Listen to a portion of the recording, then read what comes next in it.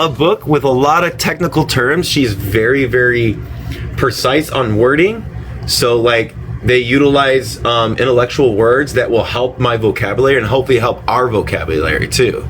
You know what I mean? So like to help, let's help each other out in this book, because I'm gonna need help. Honestly, I'm gonna need help in understanding it better.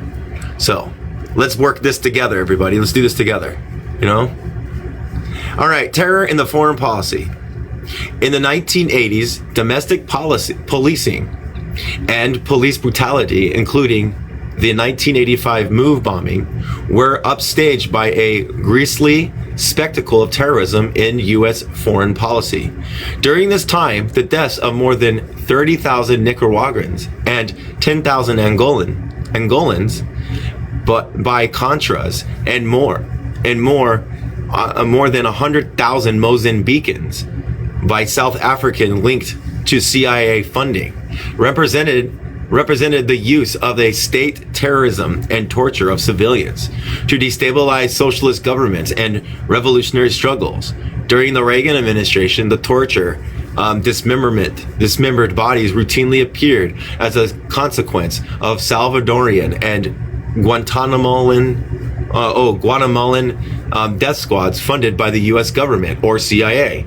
The El Salvador and Guatemala torture and terroristic killings were deployed to derail social, political, and guerrilla movements by workers and indigenous peoples.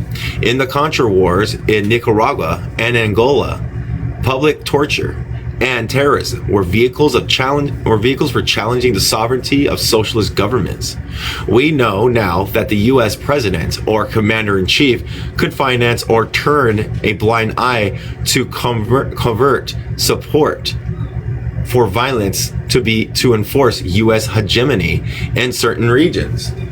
In the post-World War II era, the United States reigned as a global military and economic power that with its status as transnational sovereign, the United States referring to itself as quote unquote America, exerted influences over the Americas, designating Mexico, Central and South America, and the Caribbean as our backyards, quote unquote. According to the Washington, D.C. based Center for Defense Information and American Defense Monitor, in 1946, the United States began language and military schools for governments in the Americas. Today, International Military Education and Training (IMET) programs train military leaders and troops, funding the School of the Americas. SOA, also known as the quote low intensity conflict school, end quote, at Fort Bragg, Georgia. Both IMET and SOA taught some of the most notorious dictators and militarists in Latin America and the Caribbean. When I was in the Air Force, when I went to basic training, I think was it Lackland Air Force Base, is connected to another Air Force Base where Saddam Hussein was taught by the CIA. After the withdrawal of U.S. occupying forces in Latin America and in Caribbean countries, the most professionalized military was left in control. Rather than policing national borders for outside aggression, SOA graduates policed internal borders, suppressing local indigenous and student resistance to state violence and control. Since the 1950s, SOA has trained more than 5,000 Salvadorian military personnel who have been accused of rampant torture and assassinations of civilians. Oh my gosh, here we go. Farabandu, Maratai, Leberkush National, FMLN members, as well as the highly publicized execution of 4 outspoken Jewish, Jesuit, I think it's Jesuit priests and their housekeeper. Graduates of SAO included some of the region's best known dictators. Cuba's, this is Batista. I don't know how to say his first name. Batista, the Democratic Republic's Rafael Torginillo, Nicaraguans Ansantiaso Somoza.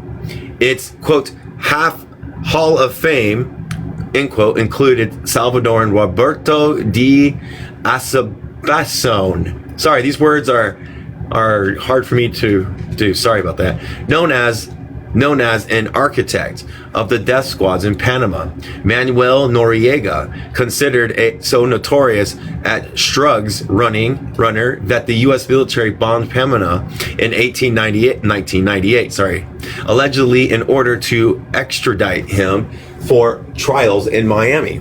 The school instructed the officers corps of the Haitian military, which carried out a 1991 military coup against democratically elected President Jean Bertrand Astride in 1994.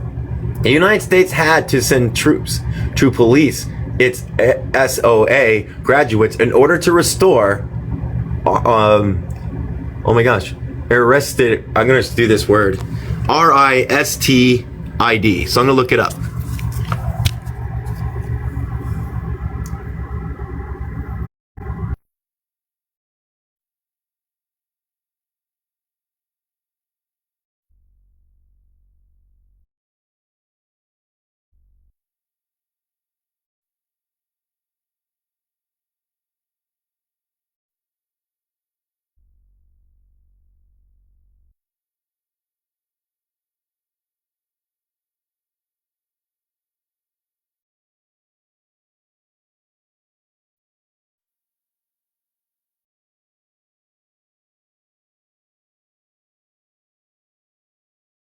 I got it right here, though. The best or of excellent kind. The first, the beginning of the word that starts with A as a Greek name that means that. So, couldn't say the word. Thank you, Advi. I hope I said that right. I'm horrible at pronouncing names, as you can tell. Okay, ready to go. All right. To his presidency and to stem the immigration of Haitian boat people fleeing torture and execution in their own country. Mainstream media in the 1980s, and that's the reason why we have people coming to this country, because again, it says Haitians boat people fleeing torture and execution in their own country. Mainstream.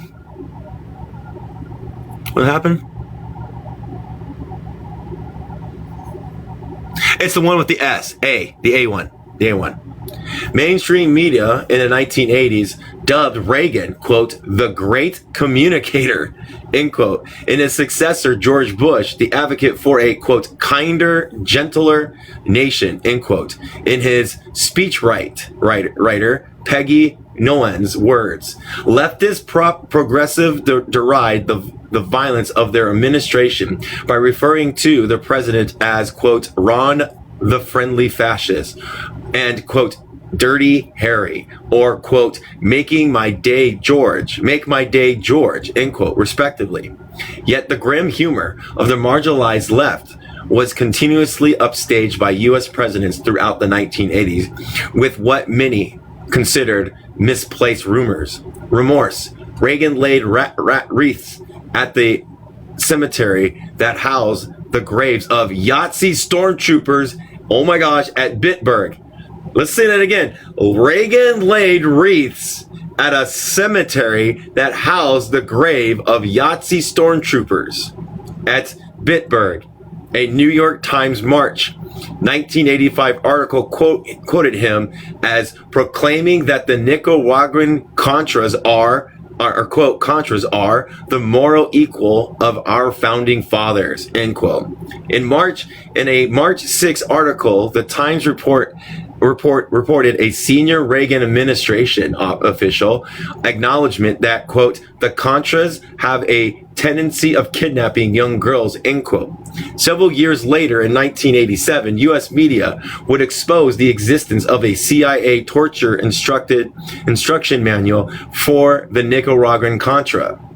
Further, Bush was implicated in both of the Iran-Contra affair and the conflict over Manuel Noriega, or for those countries he authorized in invasion to stem the C word smuggling, which is the strug word. It's Shrek. It's the crack in the sidewalk. Together, the Reagan and Bush administration engineered the largest peacetime arm buildup in U.S. history, fed the current spiraling defect, and financed terrorist activities through covert, quote, low intensity conflicts, end quote, war in Africa and Latin America, tortured and raped by U.S. founding military death squads in Guatemala. American nun Dana Ortiz survived with more than 100 cigarette burns on her body. The Center of Constitutional Rights litigated her case, in which the Boston federal judge awarded $47.5 million to Ortiz, an 8 Guatemalan terrorized by their country's military in the 1980s. Erasing the spectacles of radicalized state violence is simpler if one ignores policy strategies. Instead, one might examine the U.S. government's formation and founding of the Commission of Integrated Long-Term Strategies, which issued a January 1988 report titled Discriminate Deterrence. Yeah. The commission's bipartisan participants included Annie L. Armstrong. Oh my gosh, here we go. Zimbabwean Brzezinski, William P. Clark, W. Graham Clayton Jr., Samuel P. Huntington, Harry A. Kissinger, bleh, I need to find your grave so I can piss on you, and Albert Hollister prior to the disintegration of the Soviet Union. Discriminate deterrence acknowledged that the winnable nuclear war was the unmarketable concept. Although Reagan promoted the image of Russia as an evil empire during his 2 terms, discriminate deterrence argued that the East-West conflict must be de-emphasized to allow U.S. conflicts with the developing world to shape policies into the 21st century. Former Reagan Secretary of State George Shultz remarked in the 1980s that the U.S. had intervened militarily in developing worlds more than 30 times since the end of World War II. These interventions include the invasion of Grenada, as well as the bombing of Libya and Panama. According to discriminate deterrence, since World War II, the United States was restricted its military involvement to the developing world. This policy changed with a conflict in Bosnia in the mid-1990s. These wars, waged without formal declarations of war, usually reflected U.S. counter-revolutionary ideology and conflicts with often Soviet-backed liberation movements in Africa, Asia, Latin America, and the Caribbean. Such war often targeted civilians, as the United States reserved most of its funding for terroristic activities in the developing world countries. Discriminate deterrence maintained that to, quote, protect U.S. interests and the allies in the developing world, we will need more of national consensus on both means and ends, including security assistance at a higher level and fewer legislative restrictions that inhibit its effectiveness, end quote. You're almost shipped out to Bosnia? Holy shit. It's wild. Hold on, who's in the comments? I have no idea who that is. No idea who that is. All right, let me find out. Including security assistance at a higher level and fewer legislative restrictions, and that inhabited its effectiveness. American economic military assistance flowed to developing world allies that were routinely condemned in the international community for human rights atrocities. El Salvador, Guatemala, Israel, and Nicaragua, and Angola Contra. The United States also funded those who must often victimize women, children, and non-combatants called, quote, soft targets in farming cooperatives, schools, daycare centers, and hospitals. Michael Clare satirized the popularity of warfare by means of contra wars or, quote, low intensity conflicts, end quote, among a U.S. Citizenry acquiescent to state violence. Quote, low intensity conflicts by definition is that amount of murder, mutilation, torture, rape, and savagery that is unsustainable without triggering widespread public disapproval at home. Or, to put it another way, LIC is the ultimate in, quote, yuppie warfare. It allows privileged Americans to go on buying condominiums, wear chic design clothes. Oh, yeah. Design clothes, eat expensive meals at posh restaurants, and generally live in a lifestyle without risk of their own lives, without facing conscriptions, without paying higher taxes, and most important, without being overly distracted by grisly scenes on the television set. By 1988. Thank you. By 1988, this is not my work. This is their work. I'm just relaying the message to everybody. But thank you. I don't take any credit for this. This is a black woman telling us what is going on. So give props to Joy James for this book. By 1988, America funded Contras, were responsible for 45,000 casualties in Nicaragua. Congress appropriated more than $100 million to the Contra in Nicaragua, and millions more were channeled illegally through the CIA and other private operations, as later revealed in the Iran-Contra hearings. In South Africa, a region far from the United States, but one still considered within its spheres of influence, and oh my gosh, the causality rates were also high. Repealing the Clark Amendment, which prohibited CIA covert and congressional support for UNIT, I think that's the United Fruit, I'm not sure. And the Reagan administration channeled 15 million and 27 million respectively to UNITA in 1986 and 1987. In Angola, United, I think it's UITA, headed by Jonas Savabani, maimed or killed tens of thousands, creating one of the largest, oh my gosh, amputee population in the world through its laying of landmines in farm fields, roads, and schoolyards. Torture, rape, and mutilation used to destabilize socialist governments or movements were routine in these Contra wars.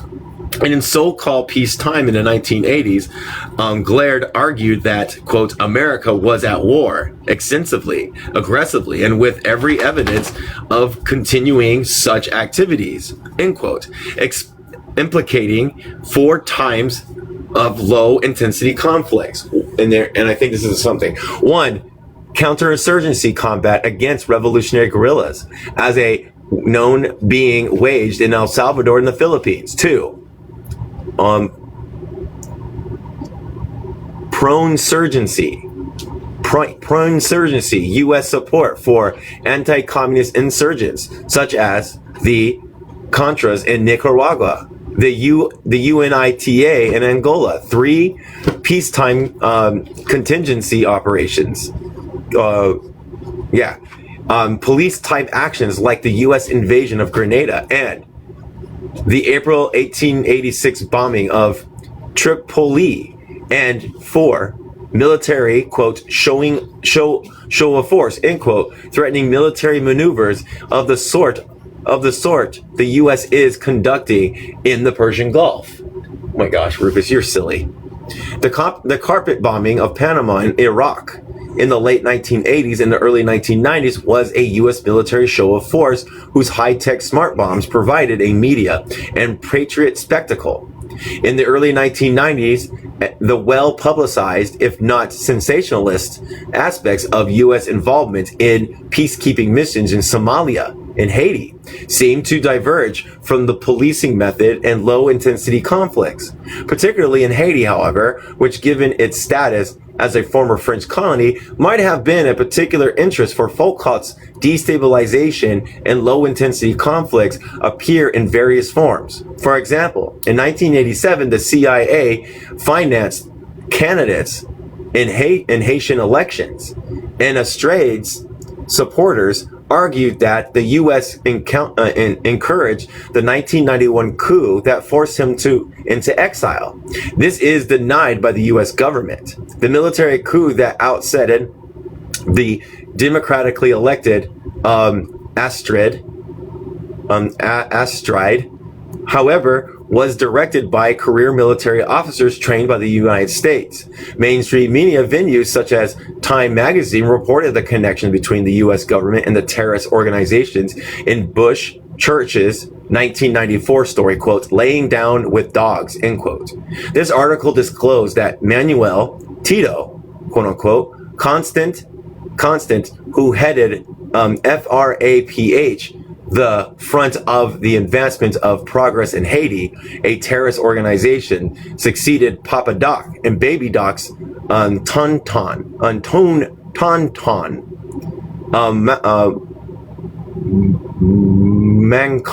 Malcots. What is that word? Macoutes. What is that?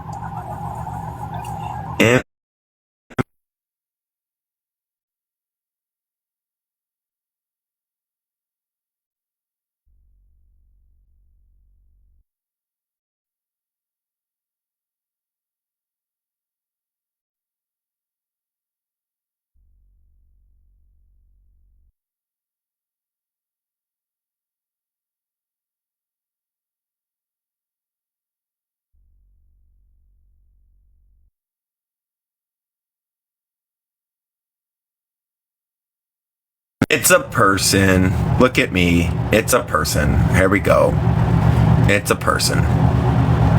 Malcott, or whatever that word is, was a member of the volunteer militia for national security. I was in a brutally paramilitary and secret police force in Haiti in 1958 to 1986.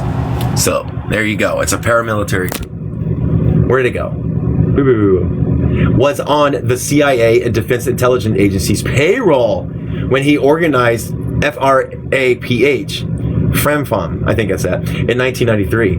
Constant was paid even after acknowledging his connection to FRAPH, which is notorious for maiming pro-democracy advocates with machetes. Ooh. The U.S. presence in Haiti, ostensibly there to protect people from murder, torture, and rape by the military police and paramilitary FRAF, contradicts the U.S. state's covert funding for Haiti police and paramilitary. Haitian's National Albert Bellance, with the Center for Constitutional Rights, is suing the Haitian paramilitary terrorist who maimed her. In October 1994, National Public Radio described U.S. battalion strikes against FRAPH and attempts to curb FRAPH torture and assassination in order to restore Astrade's presidency. And the same segment cited press reports that the CIA had created FRAPH to undermine the pro-democracy movement that elected Astrade. Conclusion. Here's the conclusion, everybody. Mapping the political terrain is an imprecise craft. Boundaries are continuously redrawn through political conflict, compromise, and resignations. Losing one's bearing becomes commonplace when following altered maps with abstractions about policing and policed bodies. Abstractions which, in their failure to address the racialization of bodies and punishment led to a false notion of body politics and repression. To romanticize or falsify the disciplined body, one need only present it as unstructured by race, sex, and class. The contrast, rejecting the illusion of an individual is casteless society made up in raceless and genderless bodies.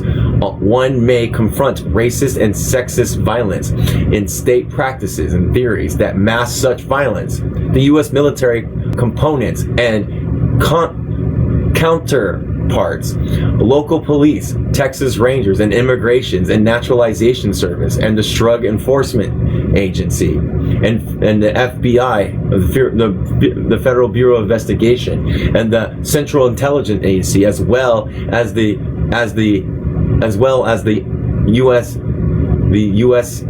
us of mercenaries and Contras speak to a pervasiveness of violence in policing for which discipline and punishment cannot account.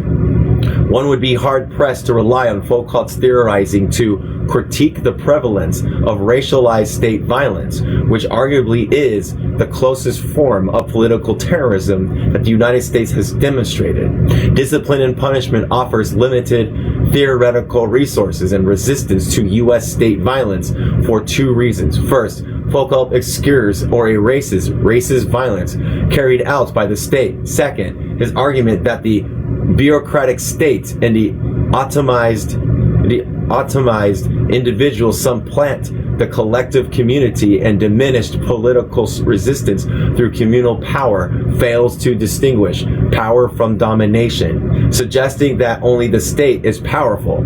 Foucault claims that, quote, private individuals and, quote, the state have supplanted the, quote, the community of public life, end quote, as the key elements of social relationship. Discipline and punishment posits a Hobbesian view of political society, in which the arrest of the plague or the exclusion of the leper shapes political dreams.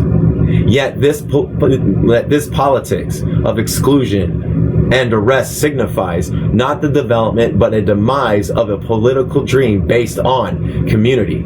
Hannah Arendt argues otherwise, maintaining that the construction of power stems from communal practice rather than dominance, and that community signifies plurality and diversity.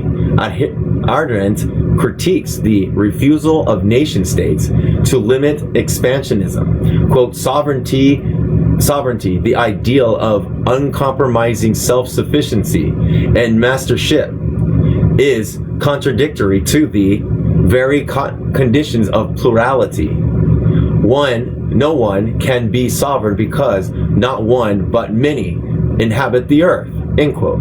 This particularity and power, in fact, are manifested in challenges to the state's refusal to be disciplined by international law and human rights conventions. Perhaps because Foucault does not speak to see little possibility for opposition, discipline and punishment fails to explore resistance to violence. This seems to suggest that only social work is viable within a carceral. Departing from Foucauldian erasures, those who look at political life outside the carceral in order to analyze radicalized state or racialized state. It's not racialized. I think racialized state violence at home and abroad, according to large, obscured, and denied existence of terror and resistance in the infernos created by the police policies. That was a good, I like that section. That was a good section. Chapter 2, Radicalizing Language and Law, G-Side, Discrimination and Human Rights. Anti-racism and the metaphoric racist. Some civil rights opponents argue that institutional racism is an anarchism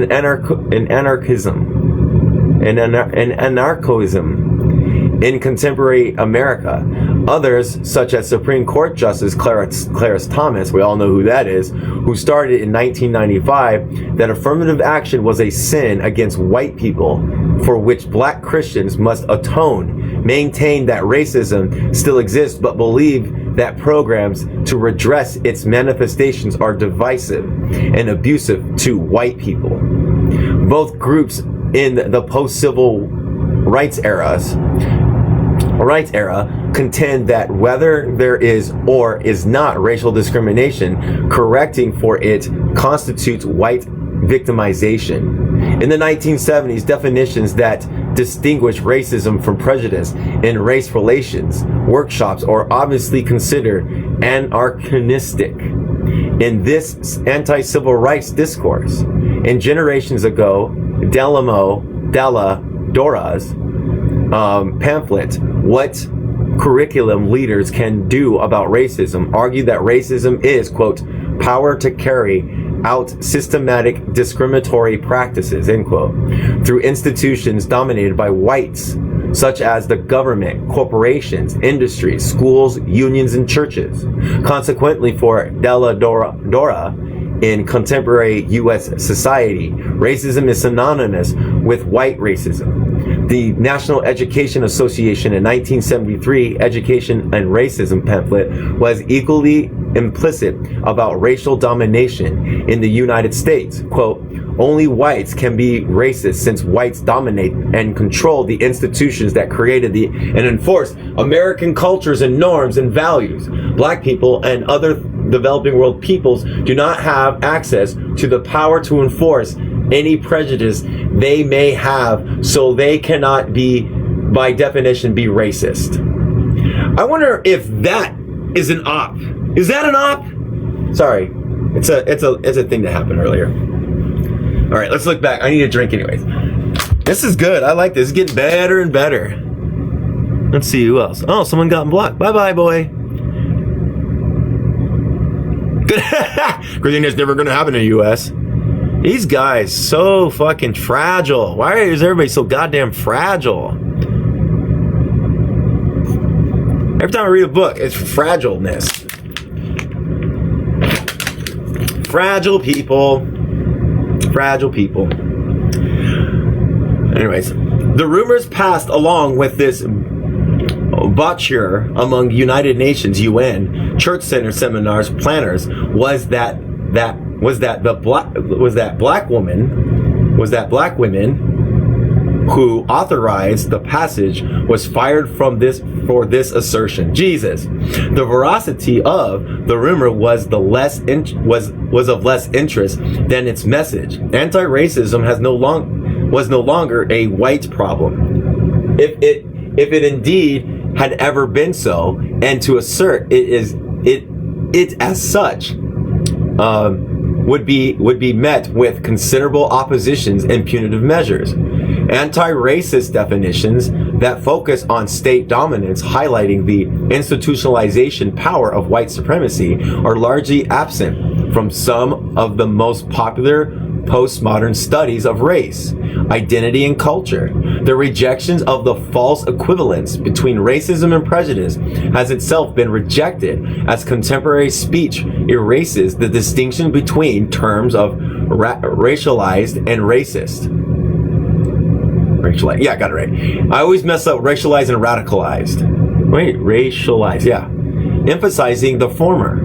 In addition, state abuse overtly shaped by race are mitigated in the aftermath of constitutional amendments guaranteed rights to all citizens.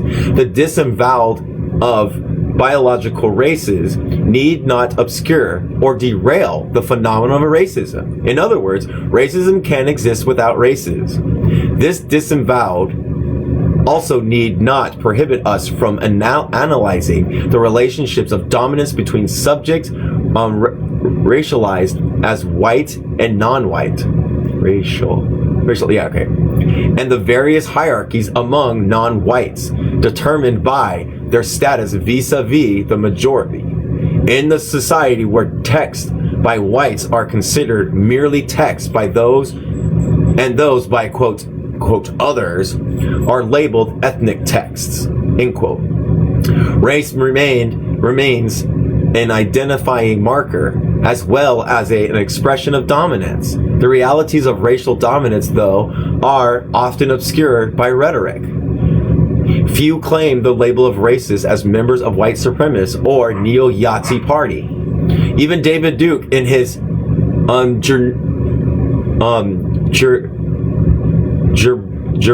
National. I can't do this word. Hold on, I gotta look at this word, everybody. Hope it's not a bad word.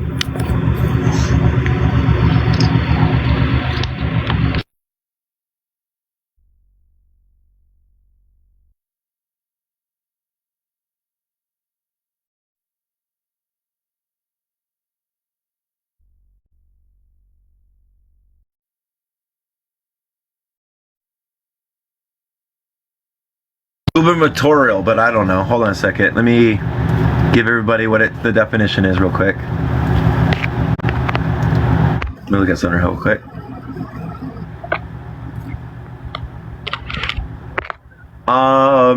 If Avery isn't here, I'll look at your message after I'm done reading.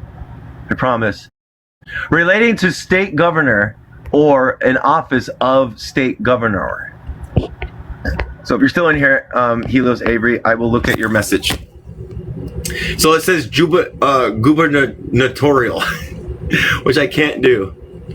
Campaign continuous stated that he was, quote, not a racist, end quote. David Duke saying that. Only a man with the courage to stand up for, quote, white rights and white power, end quote, in the country dominated by European Americans. Now avowed races can be found in government. Most corporate boardrooms or academic departments. As racist phenomenon disappears by proclamation, exorcised by polite or at least cautious conversations. There is the racist metamorphosis.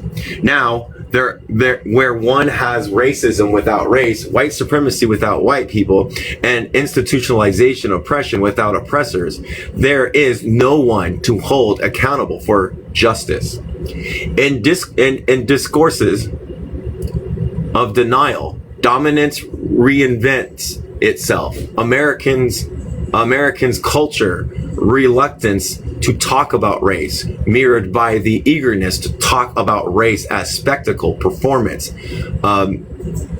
hybridity, or imagery, suggests a disinterest in the discourse on racist U.S. foreign and domestic policies and the relationship to systematic discrimination in G-Sci. Otherwise, to restrict the discourse of race and racism to mere speech, social matters, or the incivility of aberrational minorities. I gotta look that word up. Aberrational? Hold on a second.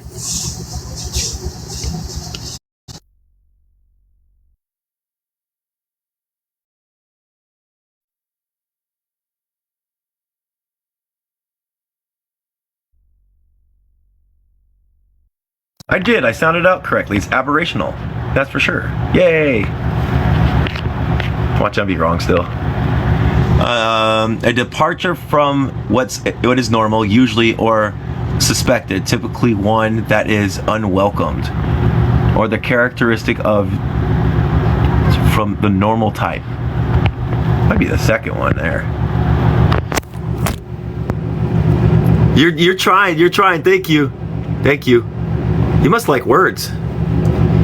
Aboriginal minorities or the white fringe ignores the intersections of racist state rhetoric and violence and white supremacist hate groups. Irrespective of the allegedly disappearing racist and racism in language, law, and society, institutional dominance remains, while white supremacy and its attendants, G-Side and fascism, are rendered social fictions. Resist state violence and the G-Side Convention. This is the next section.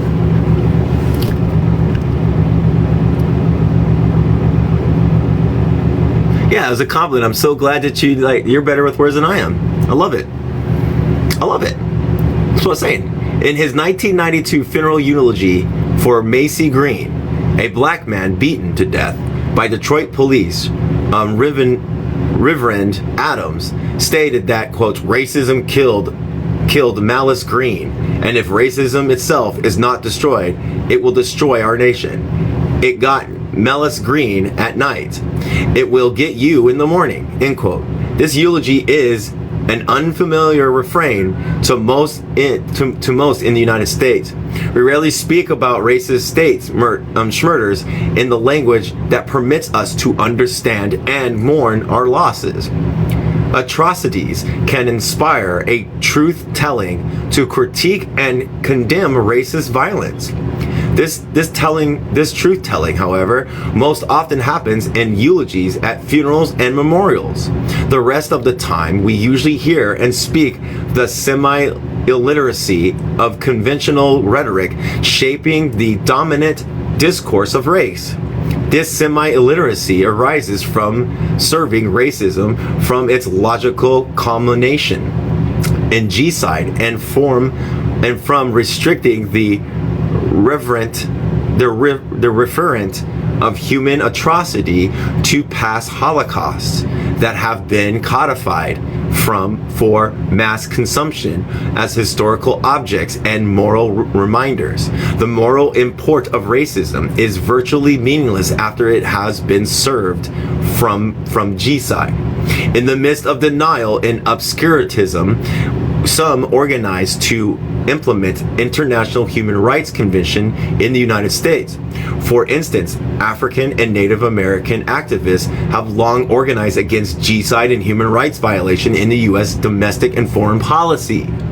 In 1951, the African American-led Civil Rights Congress petitioned the United Nations with its document, We Charge G-side, the crime of government against black people. They used the N-word for black. The Congress interpreted and promoted the language of the 1948 UN Convention on G-side. Here it is. I think so. It is sometimes incorrectly thought that G-side means the complete and definitive destruction of a race or people. The G-side Convention, however, adopted by the General Assembly of the United Nations of December 9th, 1948, defines G-side as any unaliving on the basis of race, or in its specific words, as killing members of the group, end quote.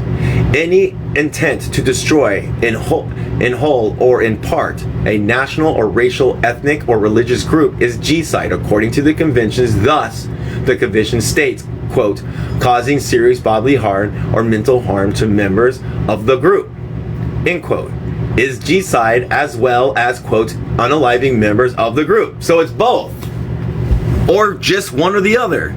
Huh, interesting. That actually puts it to more of a understanding of paper G-sides, of indigenous erasure, of erasures of of putting men into men and women into prison cells. Yeah, black women and men. Oh my God. Yeah.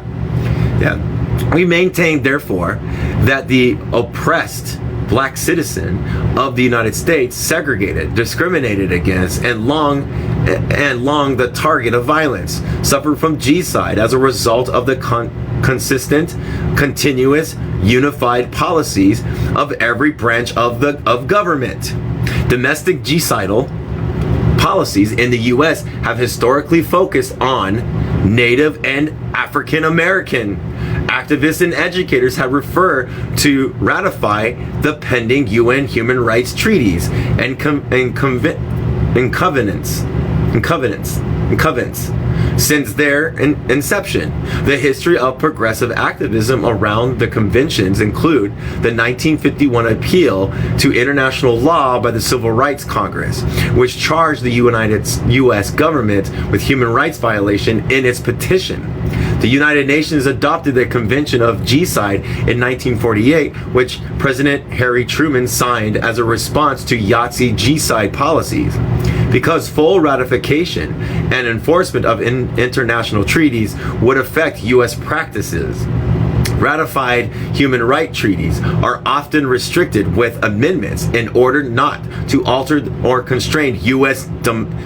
domestic and foreign policies. According to Francis Boyle,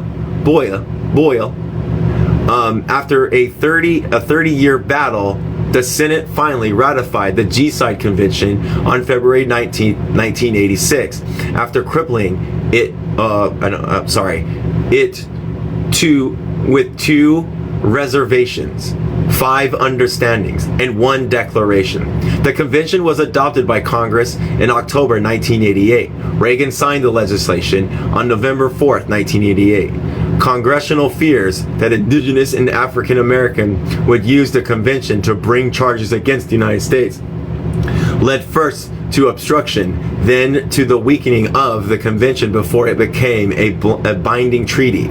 In theory, through this law, G-Side, including the inciting of G-Side, is deemed a crime in the United States. If enforced, the conventions limits racist free speech groups, as well as the implementation of biased polices, such as those curtailing the sovereignty of Native American nations. The convention also acts as a protector against war crimes against humanity. In short, the convention provides moral legitimacy for legal resistance to state genocidal policies. Recently, the international, I don't know if this is from India, but I'm going to say indigenous just in case, but it could be from India. So it could be either or, I don't know yet.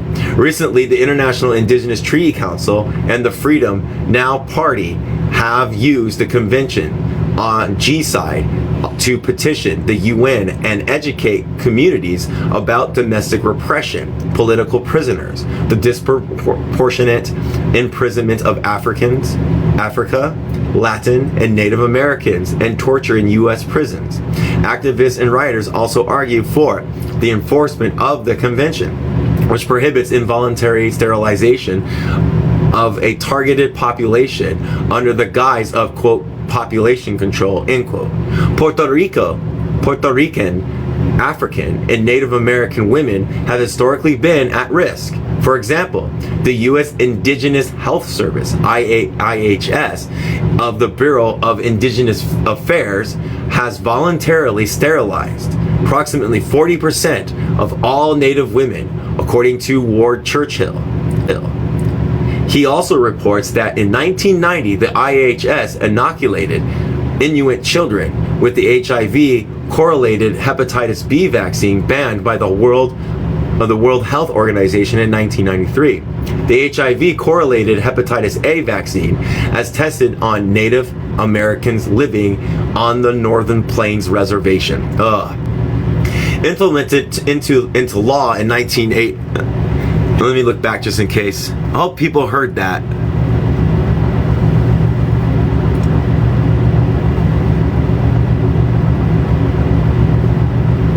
All right. Okay, cool. Implementing into law in 1988 with restrictive amendments, the Convention on G-Side theoretically criminalizes and outlaws such policies that created or incite G-Side. In practice, the United States has consistently positioned itself as a state beyond international law, rather than an outlawed state. It argues that it has committed no crimes against humanity. Demographic evidence, however, contradicts these claims. For example, African Americans' infant mortality is double that of white people. White life expectancies exceeds that of non-white. From 1984 to 1986, the life expectancy of African Americans decreased from 69.7 to 69.4 years, while the life expectancy of Euro Americans increased from 75.3 to 75.4 years. For Native Americans, life expectancy on reservations is 45 and 48 years for men and women, respectively.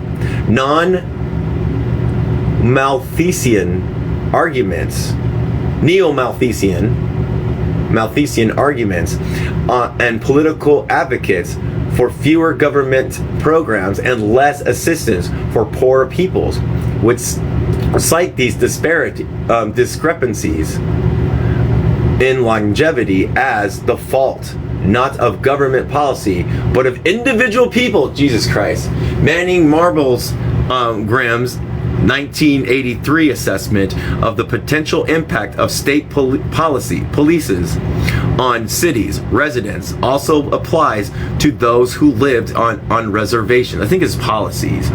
I think, yeah. And here it says, the direction of Americans' political economy and social hierarchy is veering towards a kind of subtle apocalypse which promises to obliterate the lowest stratums of the black people and Latino poor people. For the right will not be satisfied with the institutionalization of bureaucratic walls that surround and maintain the underdeveloped communities where they use GHETTO. Oh, hey, it's Blunt. I wonder if they come in here to... Hey, Blunt. The genocidal logic of the situation could demand in the not too distant future the rejection of underdeveloped rights to survival in the new capitalist order.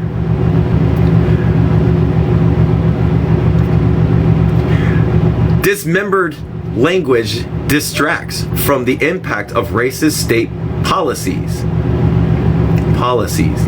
and implication of white rights for the dominant ethnic group.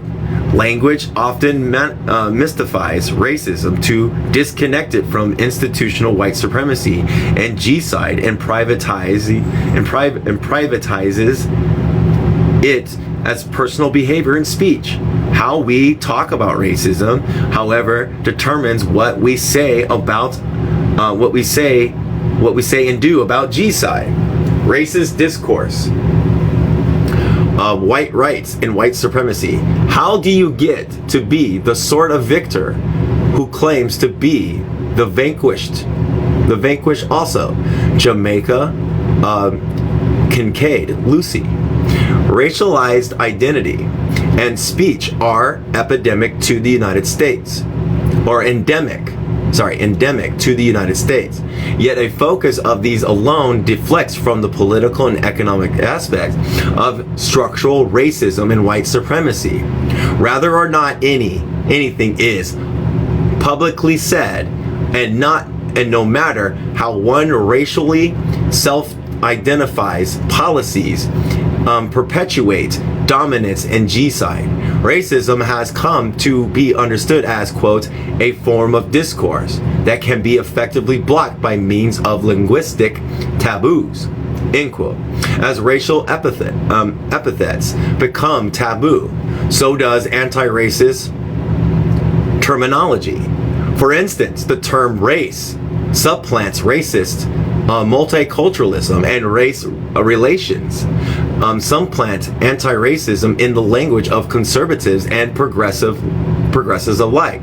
Reformist policies such as the affirmative action are first socially and politically denounced as quotas, end quote, that polarize and handicap a nation.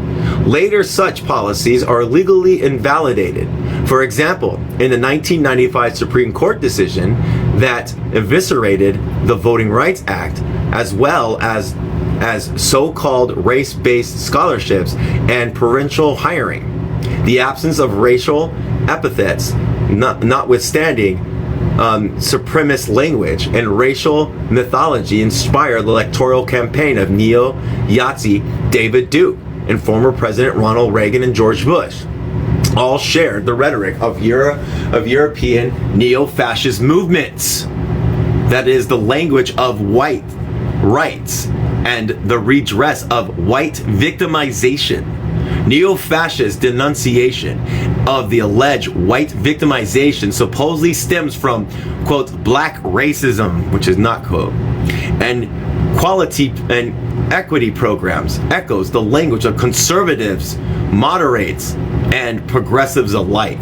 White rights and reverse discrimination provide the ideological ground for neoconservatives to advocate and neoliberals to ignore genocidal policies. The accent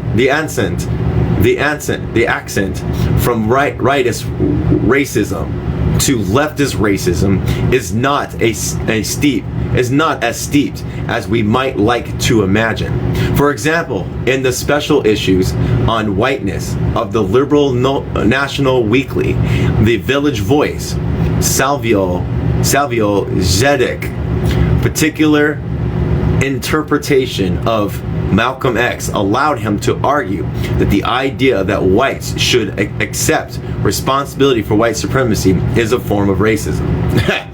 Quote, only by acknowledging that ultimately can do nothing, that emancipation of African Americans must be their own deed, only by renouncing the false self-blamed of whites, which conceal its exact opposite, patronizing arrogance, can whites actually do something for African Americans' emancipation, with no one, that is, no one white, held accountable for truly horrific conditions. An overthrow of white supremacy is now a black thing, a struggle for which African Americans become solely responsible.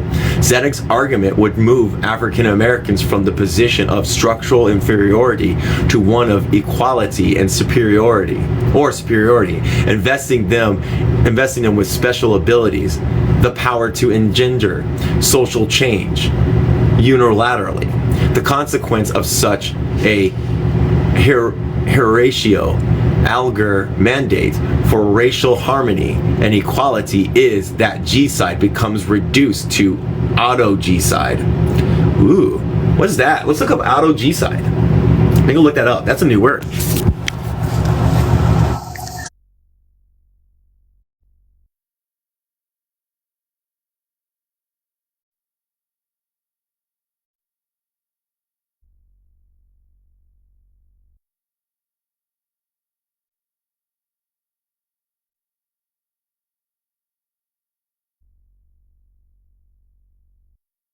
All right, they didn't tell me how to say it. Not a clear-cut definition. So we'll do our best. Refers to the extermination of a country's citizens by its own government or people. The world is formed from the Greek pretext auto, meaning self, and G-side, the deliberate destruction of a national, ethnic, racial, and religious group.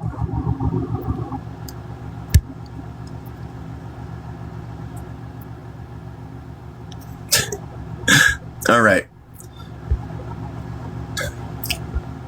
right. Hold on a second. All right. I never heard of that one. Where did it go? Okay. For the same issue of the violence, Tekken's editor, Michael Lanier, who later co-authored a book on Black-Jewish relations with Cornel West, wrote, quote, Jewish people, they didn't use people, are not white, end quote. An essay that is much more circumspect than that of Zedek's, but nonetheless, one that clearly exculpates. Oh my gosh, another word. Hold on a second.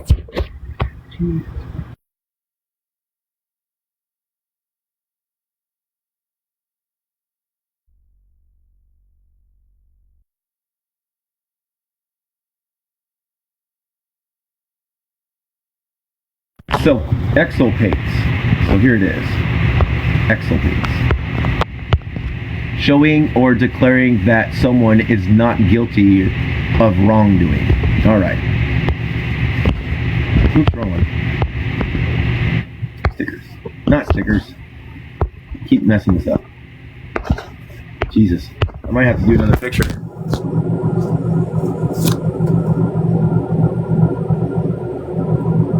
Okay, good. Exculpates the power structure without differentiating between, oh my gosh, another word, Ashkenazic,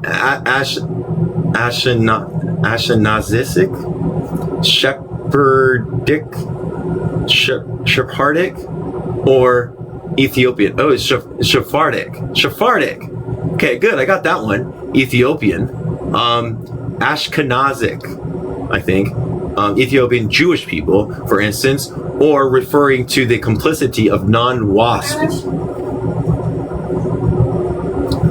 Hold on a second, everybody.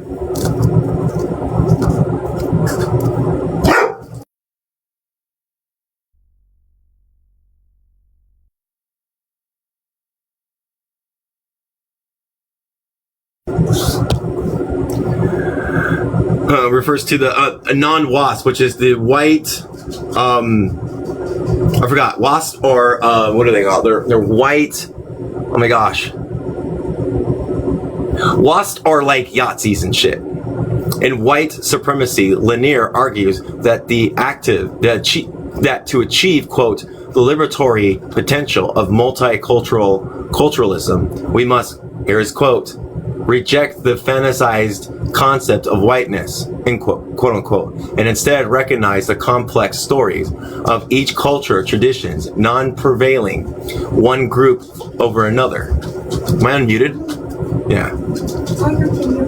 Today, however, multiculturalism is merely the tool of an elite of minority intellectuals seeking to establish themselves inside an intellectual world that has too long excluded them.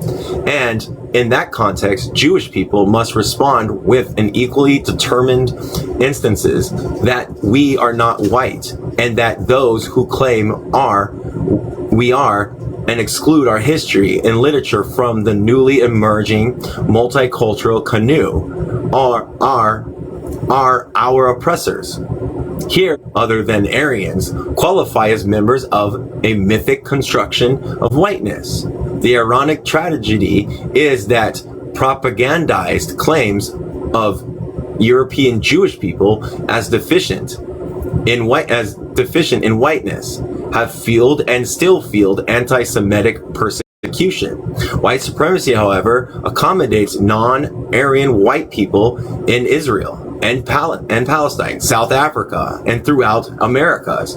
Both Zedek and Lanier's writings are indicative of the mystification of contemporary racism, institutional anti-Semitism, and racialized state elites, all of which promotes the conventional language that with increasing aggressiveness argues that white rights under white supremacy, the fundamental right of states and whites is to not be held responsible for racial oppression. The ultimate white right is to claim to be victimized by those targeted for genocide who engage in resistance and to seek legal measures through the courts to eviscerate civil rights legislation, instructing us that minorities oppress each other, and any given minority, conventional race language erases the roles of state institutions and confuses ignorance and abusive chauvinism with systems of oppression. Admittedly, black people and other marginalized ethnic groups verbally and physically lash out at white people.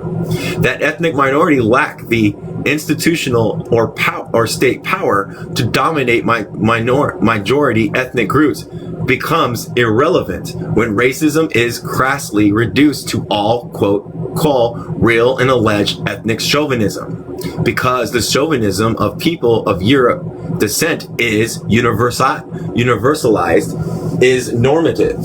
It does not generally appear to be chauvinistic.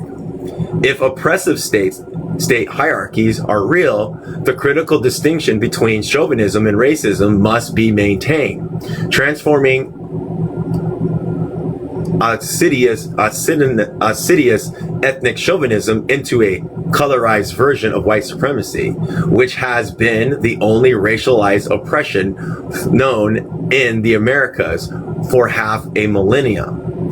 Trivialized white supremacy, the different forms of ethnic pride and revolutionary nationalism among black people or people of color coexist with but but cannot be reduced to a reactionary ideologies of ethnic bigots, some of who receive considerable visibility in the national media, and those own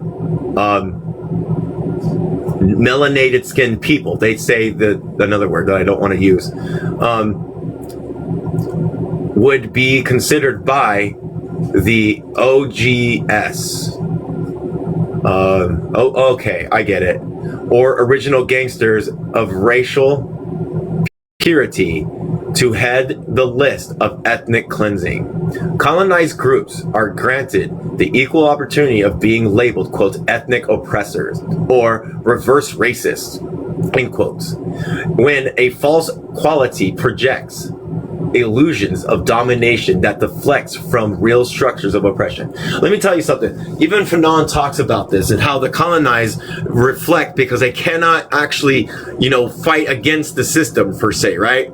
Because it's dominated, right? So they turn inwards to themselves and to their own communities because that's where they can face their violence and their upsetness. So Fanon talks about this. You know what I mean? This false illusion of domination by factionalizing state racism and complicitous population rationalize an otherwise logical concept. Oh my gosh, I can't say this word because this is indigenous, but they're referring to the color black, brown, and they're referring to the color with Asians, racists, or racial oppressors within white supremacist states. Only when racism is served from G side can one argue that oppressed ethnic groups can instigate racist and anti-Semitic policies. Here, dismissing structural critiques promotes debates of ethnic identity and innocence that deflect from struggles against domestic G-side. If only dominant ethnic groups or states are capable of institutionalizing disenfranchisement and violence, then the difference between fringe black demagogues spouting anti-Semitic epithets and black and white implementers of state policies might be the difference between insulting bigotry or G-side. For example, some Native Americans may espouse bigotry towards African Americans or black indigenous people. Indigenous Americans, however, have no structural power to inflict policies that reflect these anti-black sentiments. In fact, although also oppressed and stigmatized, African Americans are comparatively more secure economically and more assimilated into the dominant culture. Native American chauvinism against African Americans indicates a subterranean internalization of racial biases, not the appropriation of racial prejudice, privilege restricted to a white society, which the state has vested with structural dominance and which is in turn invested in the states of racialized authority. And we even know that even that comes from trying to assimilate yourself into whiteness as much as possible and put yourself above all these things. So I still blame white supremacy for these anti-blackness and anti-indigenous stuff, really. Because again, they said here that they cannot enact any type of policies that reflect anti-black sentiments because they don't have a state to control. The app froze. Oh no! Am I okay now? Hope I'm okay now. Cynically, the most astute racists make alliances with discarded skin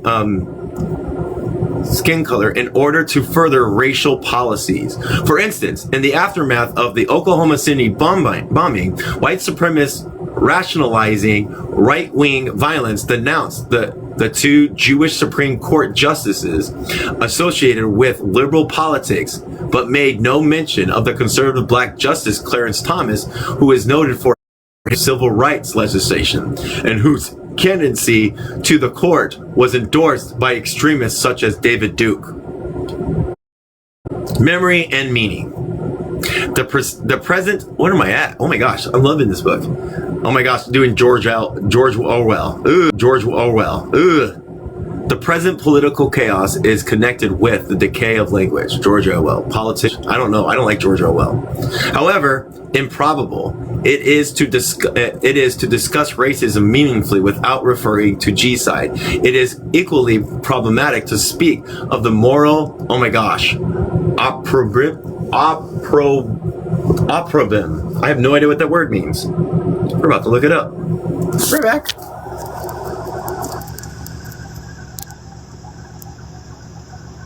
I don't know. Maybe they put me to the shadows.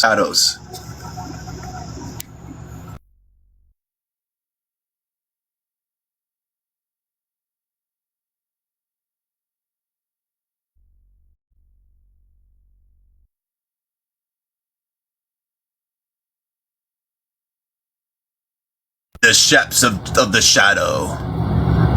Sorry. Oh my gosh, what did I do that for? Effects. All right, here's the word. Here's what it means: a public disgrace arising from someone shameful conduct. And then underneath there's an occasional cause of reproach or disgrace. All right, let's do this. Don't you dare. There we go. Okay. Oh no, it turned off. There it goes. Of G-side without referring to fascism. The meaning of the word G-side stems from the tribunal held to address Yazdi's barbarities during World War II, constructed as the antithesis to white democracy and civilization. The concept carries great political and ethical weight and has rarely been used to describe U.S. context. The label of fascist, quote unquote, is even more infrequently applied to U.S. policies. Like most governing bodies, the United States denies that its policies are racist, with genocidal and neo-fascist consequences. State politicians use both terms of an interventionist rhetoric. However, the mobilized civilian support. For example, during the bombings of Panama in Iraq, George Bush referred to Manuel Noriega and Saddam Hussein as Schmittler-like passionate persona of fascist. The term fascism is usually limited to specific historical events in Europe, leaving unexclaimed the phenomenon of fascism and neo-fascism in state racism, defining fascism as, quote, a system of political, economic, social, and cultural organizations, end quote. Noam Chomsky rejects such conventional restriction. This is his statement. If we want to talk about fascism reasonably, we have to disassociate it from the concentration camps and gas chambers, where there was a fascism before there was extermination camps.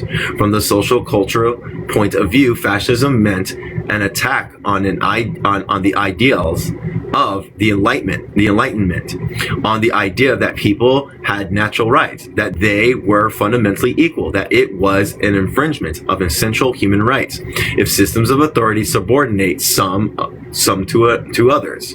Chomsky argues demystifies fascism as a distinct evil, yet it does not acknowledge that Enlightenment deals of civilized, rational-minded were and are themselves premised on racism. The European Enlightenment's and construction of the Western liberal individual as a standard for civilized humanity enabled the reconstruction of those enslaved or colonized by Europeans as essentially inferior. According to Peter Fitzpatrick, this worldview places, quote, colonized beyond the liberal equation of universal freedom and equality by rendering them in racist terms as qualitatively different. Racism was, in short, basic to the creation of liberalism and the identity of the European. The Enlightenment legacy dulls the recognition of how pervasive racism is, just as the language of denial and rhetorical oppositions veil acts of radical resistance to racism. Given the racialized value of human life as an enlightenment legacy in Europe and European settler states, humanity and the adherence over its loss is based on whiteness, embodied in the European. This argument is not a new one. A UN representative of Bosnia argued in 1993 that Western European and U.S. indifference to G-side in Bosnia was based on the status of Bosnian Muslims as the, quote, other Europeans. It is difficult in this context to point out to Nazi Germany's genocidal policies as the single referent for the memory and the meaning of racist atrocities, like a catch-22 situation.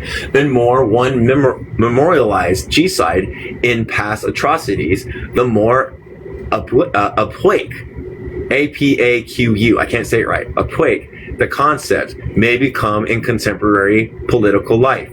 The Holocaust Memorial Museums in Washington, D.C., for instance, have been criticized by a number of writers for its omission. In her critique in the 1993 dedication of the museum, Alicia Salmon notes that the importance of the memorial that documents the historical realities of Nazi Germany's genocidal policies against Jewish people. In 1993, based on information received from a polling firm, the media reported that an estimate 1/5 of the U.S. population denies the media report that an estimated 1/5 of the U.S. denies the historical reality. Later, the New York Times explains that this percentage was significantly overstated because the polling error is based on the phrasing of the question. Acknowledging the significance of the memorial, Salomon also notes its flaws. For Solomon, the museum, the state, and corporate donors promote a consciousness in which this tragedy, abstract from historical and contemporary G-side, is manifested as the only real repression of G-side. It is unlikely that the national poll would be conducted to see what percentage of U.S. citizens believe that indigenous and African Holocaust happened in the Americas. Given that such a study points to historical and contemporary realities that are minimized or denied by national discourse, such as poll would conceivably produce uprisings of surprising findings. The National Museum dedicated to preventing future Holocausts, with no mention of American national racism and anti-Semitism, valorizes the U.S. government and ignores its genocidal policies. It calls us to awaken, only to then be antithesis by the horrors of Holocaust as past events occurring outside this nation, which is now reconstructed as a protector against G-side. As Solomon explains, these contradictions suggest that the spectator was never intended to be an actor. The museum narrative suggests an outcome that isn't really possible. It strains towards completeness and closure and understanding. These dramatic reassurances are invoked, but never satisfied, except to the extent that the museum hints at a memorial to the story American democracy. Press material explains, quote, the charter of the museum is to remind visitors of the importance of democratic values and to underscore our national commitment to human rights. On the way out, the exhibit one practically walks into a wall bearing the seal of the United States. Arch over the eagle and E Publius Eum, can't say that word, are the words, for the dead and the living we must bear witness. But to what shall we bear witness and how? For Solomon, the Jewish Holocaust is presented as a quote, a discourse and representation forever being deconstructed, a spectacle and an industry, end quote, that promises confronting closures to and containment of human barbarism and tragedy. Quote, the Yazidis came to power, committed atrocities, and were defeated. The end. End quote. In 1995, the New York Times reported that the expansion of the museum would include the narratives of contemporaneous European genocide of gay people and Romani people. Information of collaborators include a complicitous state, however, remains, oh my gosh, problematized by this record of national memory. The collective memory of selective Holocaust remembered the fragmented fashion, revealed the depoliticizing aspect of race language. In other words, the language of a horrid spectator is not necessarily the language of the anti-racist activist. Identifying with tragedy, no matter how horrific, by viewing it as a spectacle does not necessarily lead to analysis, moral commitment, or political organizing. Ongoing genocidal practices diminish before the symbolic as national memory is shaped more by marketing than by regretting for racist policies and philosophies that inevitably culminated in genocide. State-constructed memory and meaning obstruct the confrontation of racism and genocide, calls for consciousness, relying on mystified and Eurocentric constructions of humanity and suffering, are conditioned by the surrealism and hypocrisy of regret, with the loss of European life as the only common and binding referent for such atrocities. Non-conventional language can denounce the genocide of Native and African Americans as inherently meaningful or morally and politically tragic, problematizing, can't say it right, resistance through this language. Native African and European American writers use German Nazism as the recognized referent for the term Holocaust and fascism to make U.S. genocidal practices meaningful. Conclusion. Let's see how long this conclusion is. Hold on, let me look. 69.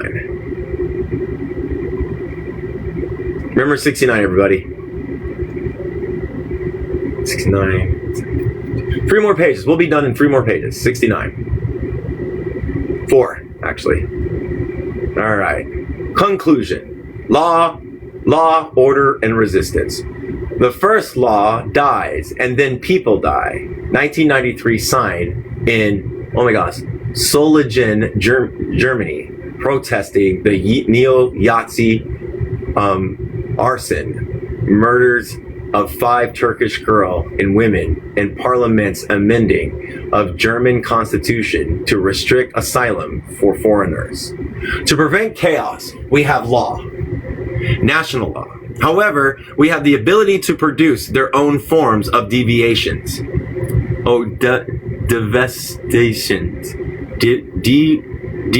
Devastations. Sorry. American constitutional law sanctioned slavery, broke indigenous treaties, suppression of political dissents, codified sexism and homophobia, monopolizing capitalism. As an Enlightenment project, constitutional law posits, quote, law's innocence, end quote. As law first, quote, marks out the areas, end quote, within which racism and sexism are allowed to operate legally, and then rationalizes their operations.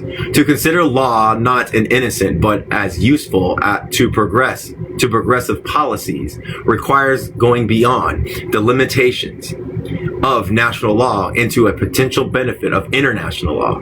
The limitations of constitutional law stems from its malleability, by dominant elites and structures that define rights and their enforcement. It also handicapped by universalized Western worldview and excludes the contribution of law and traditions, indigenous cosmologies. What is that word? I'm gonna look this word up. It's a weird word.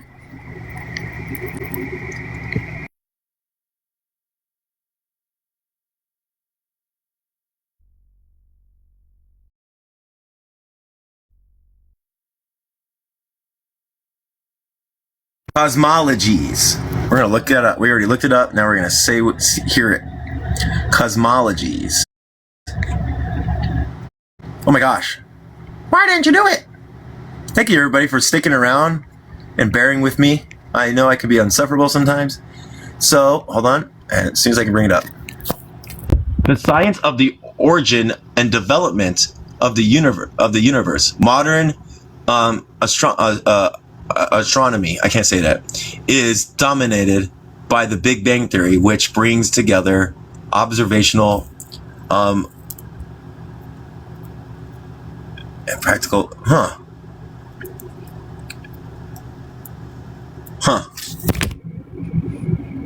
All right, let's get back to it. Oh my gosh. I've had to look up so many words. I have to continuously make this. All right. In which community is valued before material profits and individualism. The limitations of the U.S. constitutional law also anticipated the fraternalities in international law. Despite the UN's management of dominant elites and structures, however, the language of its convention is able to address the dehumanizing aspects of national law. In turn, the obscuratists language that veils or normalizes oppressive policies is called into question. Political battles have been waged within the United States to mitigate the impact of international law and human rights covenants on U.S. policies. Francis Boyle reviewed how the Constitution's, quote, supremacy clause, quote unquote, renders treaties as part of the, quote, supreme law of the land, end quote, superseding national law in conflicts, just as federal law prevails over the state or local laws. Article 6 of the Constitution states that, quote, all treaties made or which shall be made under the authority of the United States shall be the supreme law of the land, and the judges in every state shall be bound thereby, whereby anything in the constitutional law of any state or the contrary notwithstanding, end quote. That treaties are not binding unless Congress passes law for their implementation is a relatively recent byproduct of racist organizing in Congress, according to Boyle, who described how legislators in the early 1950s sought to obstruct the passage of federal civil rights law.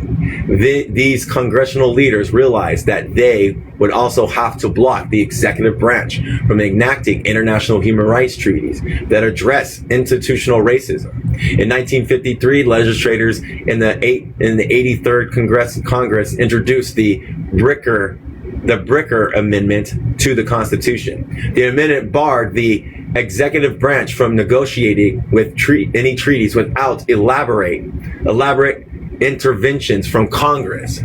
If passed, it would have crippled the foreign policy powers of the executive branch. President Dwight D. Eisenhower, Secretary of State John Foster Dulles, orchestrated and compromised if the Senate defeated the Bricker Amendment and executive branch, quote, would not become a party to any human rights convention or present it as a treaty for consideration by the U.S. Senate, end quote. Stemming from that compromise, Boyle explains arguments arose to counter U.S. ratification of international human rights treaties, namely that the Constitution renders such treaties superfluous for serious human rights violation do not exist in the United States, and further, that the ratification and enforcement of international human rights treaties violates states' rights. Jesus Christ. These same arguments were used by segregationists to counter federal desegregation laws during the 1950s and 1960s. Decades later, conservatives and rightists use this argument in their advocacy to restrict federal jurisdictions over states and international laws jurisdictions over federal government. Today, in the so-called New World Order, a phrase popularized by George Bush, the rightists argue in favor of UN conspiracy theory. Malicious extremists insist that the UN plans to invade the United States using an anti-Semitic track, quote, the elders of Zion, end quote. They supposedly identify an international cabal dictating U.S. policy. At the same time, institutional politicians such as Senator Jesse Helms assert that the UN is the nemesis of the United States. Law in itself is insufficient to bring about political change. American activists organized for the implementation of International Human Rights Convention while working to popularize the language of these conventions. The educational and political strategy resists violence policies by expanding redefining the conventional concepts of rights and entitlements. When the United States signed the UN Charter, it agreed under Article 55 to uphold, quote, equal rights and self-determinations of peoples, which it doesn't do it, quote, higher standards of living for employment, end quote, and universal respect for observance of human rights and fundamental freedoms for all without distinction as to race, sex, language, or religion, end quote. If held accountable to the Charter in particular and to the international law in general, the United States would be a radically different state. For the Charter and other conventions explicitly prohibit state repression, illegal surveillance of imprisonment, police powers such as punitive detention laws in the 1984 Bail Reform Act, and the criminalization of radical political dissent. Implementing international law and enforcing human rights convention could curtail the rights of individual parties and governments to dominate, exploit, and kill. For instance, if the U.S. government ratifies and implements all of the following: the American Convention on Human Rights, the Universal Bill of Rights, the International Covenant of Civil and Political Rights, the International Covenant of Economic and Social Rights. American domestic and foreign policies also would be revolutionized by implementation of the International Convention on the Elimination of All Foreign and Racial Discrimination, which was submitted to the Senate on February 23rd, 1978 by President Jimmy Carter. The Convention of the Elimination of All Foreign Discrimination Against Women and the Convention Against Torture and Other Cruel, Inhumane, or Degrading Treatment or Punishment, which was submitted to the Senate on May 23rd, 1988 by President Ronald Reagan. If enforced, the UN's 1949 Geneva Convention and Nuremberg Principles also would mitigate the barbarism of war. Both outlaw war crimes, crimes against humanity, and crimes against peace. They also mandate that everyone, including military personnel, refrain from such crimes, even if it means disobeying direct orders from superior officers. They maintain that anyone with knowledge of such crimes who fails to act to prevent them from implications. The Nuremberg Principles are contained in the U.S. Army Field Manual, which provides the basis for persecutions of Lieutenant William Cawley and for the My Lai massacre in Vietnam. The principles also cover the wartime treatment of wounded and captured military personnel, civilians, and political prisoners. According to the Geneva Convention, persons shall not be murdered or exterminated, subjected to torture, or to biological experiments, willfully left without medical assistance and care, nor shall conditions expose them to contagions or infections, but be created. Although ratifying the convention in 1956, Congress has refused to enforce them. Of course they did. This is likely because their implementation would affect low-intensity conflicts in foreign policies and the treatment of immigrants, political prisoners, and people incarcerated in penal and mental institutions in domestic policies. This page is left blank. So we're going to end there, everybody. We're going to stop at colonial hangovers, U.S. policies at home and abroad. That's where we're going to start at. And it's going to start at chapter 3, hunting prey, the U.S. invasion of Panama. Nice. Nice. Huh. Kind of makes me wonder if I'm doing the right thing by being principally. I don't like some people sometimes. Let me get a bookmark. Add a bookmark. Ended at 76. Did I end at 76? Where'd it go? Bookmarks. Yeah, 76. From 50 to 76. Good job. That was good. I think I flew better and everything. I did kind of understand better, but the words really got me. So hopefully I can remember these words, but this is good. The hunted prey, the U.S. invasion of Panama. That is going to be interesting. That is going to be interesting. All right. Does anybody want to come up, talk about it? Dooley, do you want to talk about it if you're still here? Anyone want to come up, see what happens? Hannah is a guest. Joe's coming up. Oh, look at this. Joe's coming up. What up, Joe? You there? All right. Hello? Hi. All right. We got it working.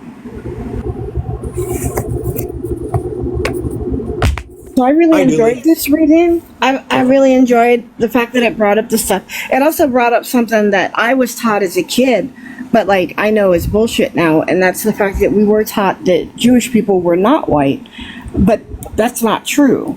Yeah. And I saw that they brought that part up. But that was the main thing I wanted to bring up. Yeah. Because because there were many different G sites and Holocausts other than the Jewish one. I mean, like, yes, we need to observe that, but it's always put in the primary position because it's white. It's white, I think. And that's why it is because it's by white people. If it was anybody else, like missing or murdered indigenous Two-Spirit women and girls here in America, it's not even brought up. It's not even talked about. It's like, oh, what G-side? Yeah. Like they're not recognizing, even though the UN, I think the UN recognizes the G sites, but they're not recognizing the G sites here. You know what I mean? So that's the problem, you know. And G sites are happening here, and it's for them to continue their white tea settler colonial things. You know what I mean? To keep their dominant factors and their G sites going. You know what I mean? And they don't have to even like do anything that the UN tells them to do because they own the UN basically. Right. What's up, Dooley? Your turn. Yeah, I do like the book. I just wanted to mention the part where it ended up quoting Orwell. Yeah, it's kind of weird for me. Yeah, I do get when people quote Orwell, but because Orwell is more of a person that does like projection, like the propaganda that Orwell did was projection, so it is happening. It's just being projected onto the party that isn't doing it. Yeah. So I do get when people quote Orwell because that stuff is happening here, but Orwell did have a lot of stuff wrong. Yeah, I agree. I'm just looking back, making sure I haven't missed anybody else, you know? Like someone wants to get to 69 really quick, you know? They got it. Your shares are at 69. Yeah, Orwell was a was a plant. I think he also worked for MI6 a little bit, you know, so that was it. Yeah, Orwell is such a loose cannon, yeah. Maybe back then the Noam Chomsky was okay because, you know, but we also don't like Noam Chomsky all that much, even though he has come out with books and co-authored with books and stuff like that. So we like for instance, Manufacturing Consent is a good book that Noam Chomsky is a part of. So yeah, it's more important to get the truth from where the truth is rather than trying to like play action figures and go, my guy is better than yours because he says this, my guy is better than yours because he says this, or something like that. Yeah, I agree. I read really more smoothly this time, but it's still, this book is a lot, and I still need to compute it a little bit more before I can even talk about it, to be honest, you know? So. The book we charge G-Side is in our reading library. Anybody that's not in our library that would like to be on our library server, it is a Discord server. Let me know. Send me a message. I'll send you an invite. All right. Well, I'm going to feed Rufus. I need to answer some phones and I need to also be ready for another thing. So I gotta, unless anybody has any kind of closing things or want to bring up something. Yeah. All right. I'll send you a link. Noah wants a link to it, so that's good.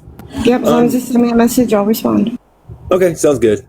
But other than that, if we don't have anything else to say, I'm going to close it out and do a couple things and stuff like that. So I appreciate everybody.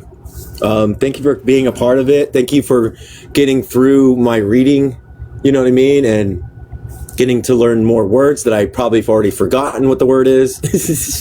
No, but I thank you. Thank you for sharing. Thank you for doing the work and sharing. Appreciate that. So